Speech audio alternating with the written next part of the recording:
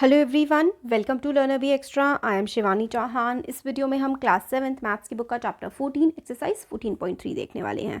पहला क्वेश्चन है, name any two figures that have both line of symmetry and rotational symmetry. तो दो figures बतानी है जिनकी लाइन सिमेट्री और रोटेशनल सिमेट्री दोनों होती हैं। तो आंसर है इक्विलेटरल ट्राइंगल और regular hexagon have both line of symmetry and rotational symmetry.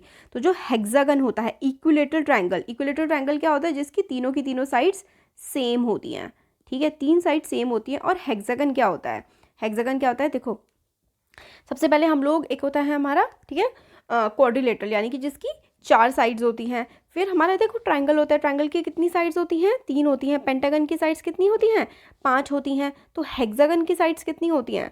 Hexagon की 1 2 3, इस तरीके से देखो, ये होता है हेक्सागन। देखो 1 2 3 4 5 6, ठीक है, 6 साइड्स होती हैं। हेक्सागन जो होता है उसकी कितनी साइड्स होती हैं? 6 साइड्स होती हैं। तो इक्विलेटरल ट्राइंगल और regular hexagon both have line of symmetry and rotational symmetry. तो इनकी रोटेशनल सिमेट्री भी होती है और लाइन ऑफ सिमेट्री भी इनकी होती है, इक्विलेटरल ट्राइंगल की और रेगुलर हेक्सागन की। क्वेश्चन नंबर 2 है, draw whether possible a rough sketch. तो इनका रफ स्केच बनाना है। A triangle with both line and rotational symmetry of order more than 1। तो ट्राइंगल बनाना है जिसकी लाइन ऑफ सिमेट्री भी हो और ऑर्डर ऑफ सिमेट्री हो मोर देन 1। तो आप बना सकते हो इक्विलेटरल ट्राइंगल की, उसकी 3 लाइन ऑफ सिमेट्री होती है और रोटेशनल सिमेट्री भी इसकी ऑर्डर ऑफ 3 होती है। तो इस तरीके से आप लोग फिगर बना सकते हो। ये ट्राइंगल बनाया और ऐसे ऐसे करके बस आप लोगों को लाइनें बना देनी है। इसकी हमारी लाइन ऑफ सिमेट्री भी 3 होती है, रोटेशनल सिमेट्री भी 3 होती है। 120 डिग्री एंगल पर ऐसे करके आप लोग शो कर सकते हो फिगर। नेक्स्ट है, अ ट्राइंगल, सेकेंड पार्ट है इसका, triangle with only line symmetry and no rotational symmetry of order more than 1। तो ऐसा ट्राइंगल जिसकी सिर्फ लाइन सिमेट्री हो, एक लाइन सिमेट्री एक हो और उसकी नो रोटेशनल सिमेट्री हो, मतलब रोटेशनल सिमेट्री का ऑर्डर एक से ज़्यादा ना हो और लाइन ऑफ सिमेट्री भी सिर्फ एक ही हो। तो जो आइसोसेलेस ट्राइंगल होता है, कौन कौन से टाइप के ट्राइंगल होते हैं? एक तो होता है स्केलिन ट्राइंगल, एक होता है आइसोसेलेस ट्राइंगल और एक होता है इक्विलेटरल ट्राइंगल। तो ये जो आइसोसेलेस ट्राइंगल होता है ना, इसकी होती है हमारी सिर्फ और सिर्फ 1 लाइन ऑफ सिमेट्री। तो ये हमें इंपॉर्टेंट है, याद रखना है कि जो आइसोसेलेस ट्राइंगल है, अच्छा आइसोसेलेस ट्राइंगल कौन सा होता है? जिसकी सारी साइड्स एक जैसी होती हैं, या फिर मतलब कौन सा होता है आइसोसेलेस ट्राइंगल? एक तो भाई देखो हमारा ट्राइंगल होता है जिसकी सारी की सारी साइड सेम होती हैं, वो होता है इक्विलेटरल। और आइसोसेलेस ट्राइंगल की 2 साइड सिमिलर होती है। स्केलिन ट्राइंगल की सिर्फ और सिर्फ एक ही साइड, मतलब तीनों की तीनों साइड अलग होती है स्केलिन की। आइसोसेलेस ट्राइंगल की 2 साइड सिमिलर होती हैं और इसकी 1 लाइन ऑफ सिमेट्री और नो रोटेशनल सिमेट्री होती है। थर्ड जो क्वेश्चन है वो हमसे बोलता है कि a quadrilateral with a rotational symmetry of order more than 1 but no line of symmetry. Line of symmetry ना हो बट रोटेशनल सिमेट्री का ऑर्डर 1 से ज़्यादा हो। तो इसका आंसर है पैरेललोग्राम, कि कोई भी लाइन ऑफ सिमेट्री नहीं होती और रोटेशनल सिमेट्री इसकी 2 होती है। तो देखो पैरेललोग्राम क्योंकि ऐसे करके टेढ़ा होता है, ऐसे टेढ़ा टेढ़ा करके हम लोग पैरेललोग्राम को बनाते हैं, इसलिए इसकी कोई भी लाइन ऑफ सिमेट्री हमारी नहीं होती। और इसको जब हम लोग रोटेट करेंगे तो 2 बार ही अपनी सेम पोजीशन पे आ जाएगा, एक तो 360 डिग्री पे और एक 180 डिग्री पे। तो पैरेललोग्राम आंसर हो जाएगा थर्ड वाले का। इसका इक्विलेटरल ट्राइंगल है और ठीक है, इसका आइसोसेलेस ट्राइंगल है, इसका हमारा पैरेललोग्राम है। अब इसका देखते हैं quadrilateral with line symmetry but no rotational symmetry. ठीक है, लाइन सिमेट्री हो बट रोटेशनल सिमेट्री 1 से ज़्यादा ना हो। तो काइट जो होता है ना हमारा, रोम्बस जैसा होता है काइट, जो काइट होती है, ठीक है, इसका फोर्थ वाले का आंसर हो जाएगा हमारा काइट। तो इसमें हम लोगों ने फर्स्ट और सेकंड क्वेश्चन देख लिए। चलो अब थर्ड क्वेश्चन देख लेते हैं। थर्ड क्वेश्चन है, if a figure has 2 or more line of symmetry should it have rotational symmetry of order more than 1? तो आंसर है yes। if a figure has 2 or more lines of symmetry, अगर किसी figure की 2 या 2 से ज़्यादा line of symmetry होती है then it will definitely have rotational symmetry of order more than 1। तो उसकी जो रोटेशनल सिमेट्री है उसका ऑर्डर 2 3 कुछ भी हो सकता है बट 1 से ज़्यादा होगा। अगर किसी की 2 या 2 से ज़्यादा लाइन ऑफ सिमेट्री आती हैं, ठीक है, 2 से ज़्यादा अगर लाइन ऑफ सिमेट्री आती है तो उसका जो रोटेशनल सिमेट्री का ऑर्डर है वो हमेशा 1 से ज़्यादा ही होगा। अब फिलअप्स है, ये पूरा क्वेश्चन है, इसको आपको फिलअप करना है। स्क्वायर है, उसका सेंटर ऑफ रोटेशन क्या होता है और ऑर्डर ऑफ रोटेशन क्या होता है और एंगल ऑफ रोटेशन क्या होता है। तो स्क्वायर, रेक्टेंगल, रोम्बस, ये हमें फिलअप करना है। तो देखते हैं। स्क्वायर क्वेश्चन नंबर 4 है ये, ठीक है।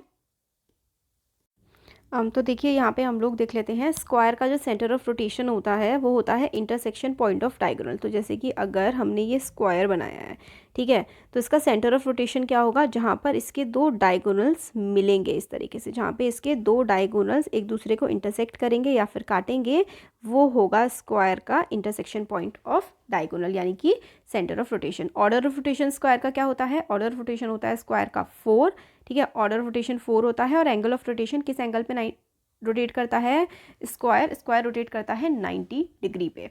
अब रेक्टेंगल का भी सेम है, देखो रेक्टेंगल का जो इंटरसेक्शन पॉइंट होता है डायगोनल का वो उसका सेंटर ऑफ रोटेशन होता है, यानी कि यहाँ से इसको हम लोग सेंटर से रोटेट करते हैं रेक्टेंगल को। ऑर्डर ऑफ रोटेशन इसका 2 होता है, 2 बार ये सेम होता है। और कौन से एंगल पे रोटेट करता है ये 180 डिग्री पे रोटेट करता है। बच्चों याद कर लेना, देखो सिंपल सा है, बिल्कुल सिंपल सा हो या ना हो, बट हमें कर लेना है याद करने से हमें इसमें बहुत ज़्यादा हेल्प मिलने वाली है।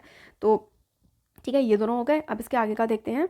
फिर रोम्बस जो है, रोम्बस का सेंटर ऑफ रोटेशन क्या होता है, इंटरसेक्शन पॉइंट ऑफ डायगोनल्स। तो रोम्बस का सेंटर ऑफ रोटेशन होता है जब इसके डायगोनल इंटरसेक्ट करते हैं।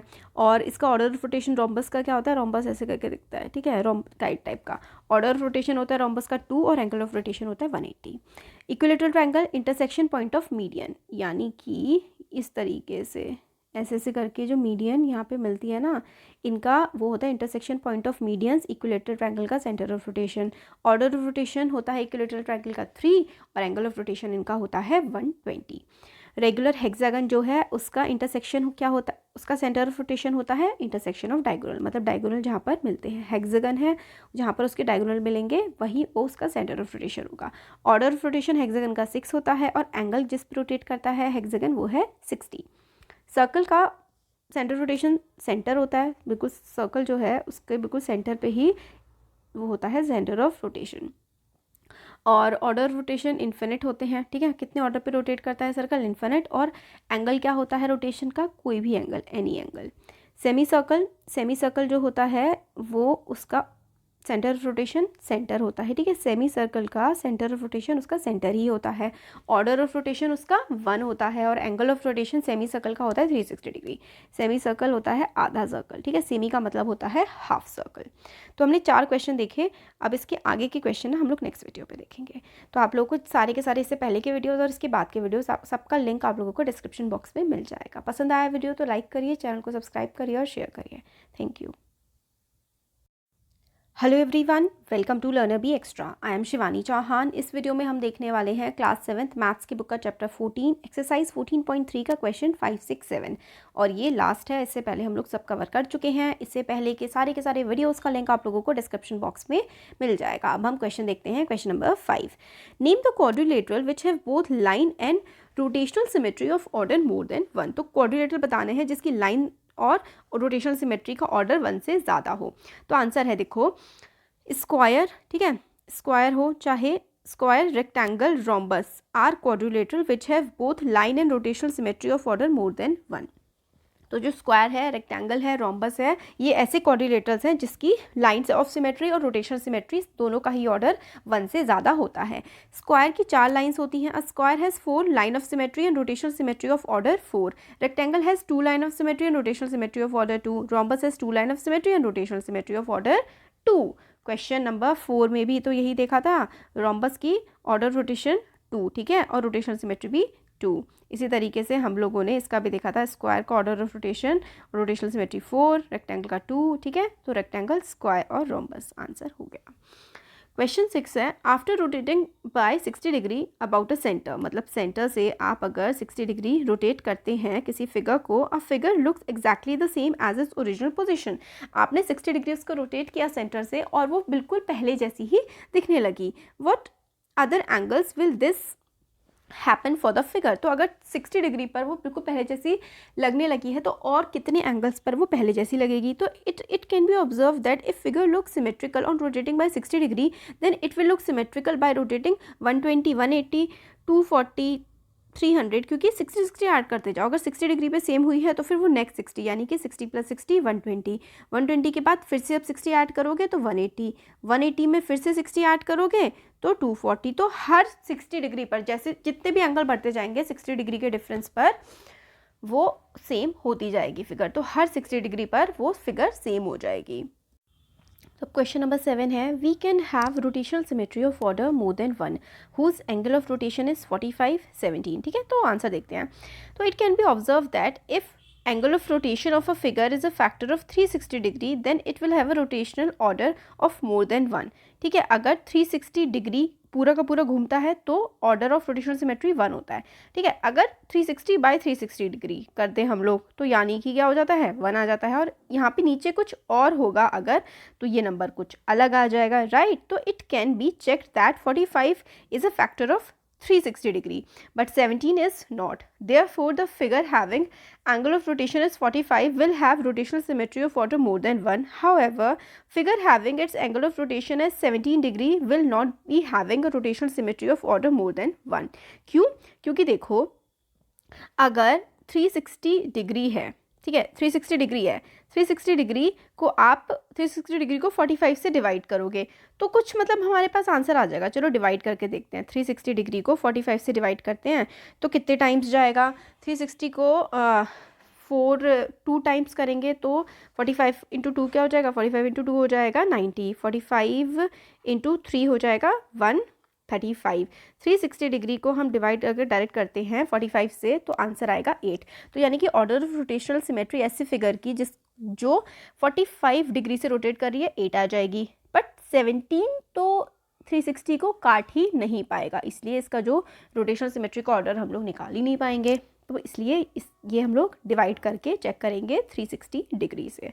तो it can be check that 45 degree is a factor of 360 degree but 17 degree is not. Therefore the figure having angle of rotation as 45 degree will have its rotational symmetry of order more than 1. However, figure having its angle of rotation as 17 degree will not be having its rotational symmetry of order more than 1. ठीक है, तो 17 degree अगर angle होगा ना तो rotational symmetry का order 1 से ज़्यादा उसका नहीं होगा. और अगर 45 है डिग्री एंगल तो भाई फिर तो ऑर्डर ऑफ रोटेशन हमारा बन ही जाएगा, क्योंकि 360 से हम लोग डिवाइड करके देख लेंगे तो ऑर्डर ऑफ रोटेशनल सिमेट्री 1 से ज़्यादा आ रहा है, तो आंसर हो गया. तो यही कुछ क्वेश्चंस थे हमारे. होपफुली आप लोग को समझ में आए होंगे. सारा का सारा आप लोगों को पूरा चैप्टर अब एक वीडियो में मिल जाएगा मर्ज करके, और सबका लिंक भी आपको डिस्क्रिप्शन बॉक्स में मिल जाएगा. Thank you.